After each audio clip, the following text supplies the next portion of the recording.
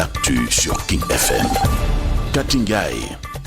Bonsoir à tous. L'actualité de ce jour, les services judiciaires du tribunal de grande instance de Mbour ont déjà commencé à faire le contrôle d'identité des accusés de l'affaire du double meurtre de Madinatoul Salam.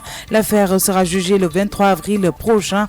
Toutefois, selon IGFM, les proches et les avocats de Sherbet Chouchoun ont fait savoir que le cher risque de ne pas être présent à son procès. Ceci dû au fait qu'il soit très malade. D'ailleurs, il a raté pour la première fois la célébration de la 13e édition de sa rencontre avec Serigne Saliou Mbacké dans la commune de Tasset en 1946. Aujourd'hui, la communauté chrétienne fête la fin du carême. À cette occasion, les familles préparent le ngalar tant réclamé par les musulmans. Mouvement d'humeur au lycée Seydina Limamoulaye à Guédiawaye. Les étudiants en BTS en grève depuis une semaine. Ils réclament entre autres le paiement intégral de leur bourse d'études, la réfection de leurs locaux et aussi des professeurs à la place des formateurs.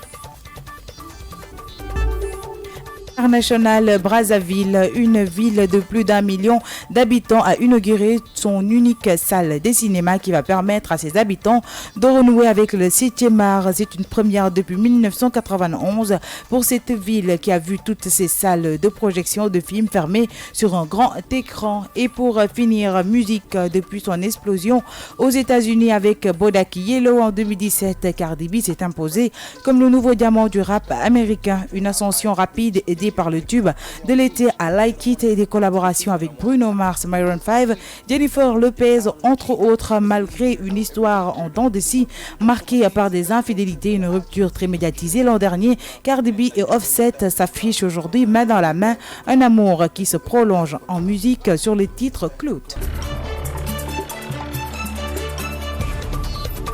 Yéen a ngi déglu King FM ci 99.4.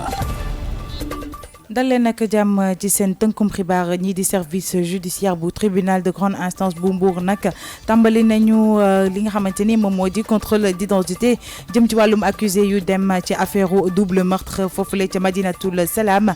mbir mi la nag dinañ ko jugé ni ki ñaar fukki fan ak ñett ci weeru avril bi ñu jëm. waaye nag bu nu sukkandikoo ci waa IGFM ñu ngi xamle ne ñi di mbokk Sherbet Chouchoun ak it avocat wam ñu ngi daal di xamle ne kii di Sherbet nag xëy na du mën a fekki lii di procès wam. li waral li ni mel nag moom moo di dafa feebar ba tax na sax mu daal di raté lii di célébration wu 73e édition bi nga xamante ni moom moo doonoon ndajeem ak Serigne Saliou Mbacké ca commune Tasset ca atum 1946. tey jii nag le chrétien yi di féete li nga xamante ni moom moo di seen njeexitalu carême. li ni mel nag tax na ñoom famille chrétienne yi nag di defar ay ngalax di ko séddaleeg seen mbokki jullit ñi. mouvement d'humeur nag ca lycée Seydina Limamoulaye bu Guédiawaye ñi nga xamante ne ñoom ñoo di étudiant BTS dañoo nekk en grève.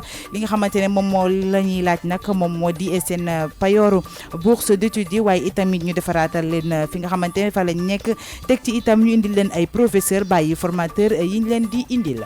Toute l'actu sur King FM. bitim réew Brazzaville nag dëkk goo xamante ne mu ngi daal di am lu ëpp 1 million d'habitants nañu daal doon inauguré ci fan yi benn salle de cinéma gi nga xamante ne moom moo fa daal di nekk. loolee nag ngir ñu fa dëkk nag mën a tàmmat lii di 7e art bile ci atum 1991 nag la dëkk boobee gëj a am nag lii di salle de cinéma. li waraloon li ni mel nag moom moo di salle de projection film yëpp lañ daal di tëj.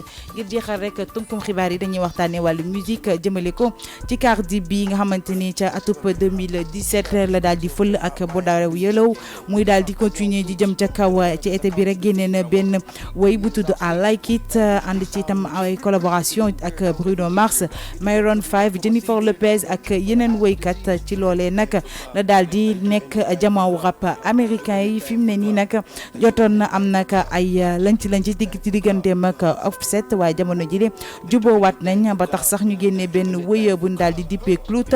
loolee rek ngir tontu ñi nga xamante ne nag ñoom ñoo bëgg a yàq seen diggante.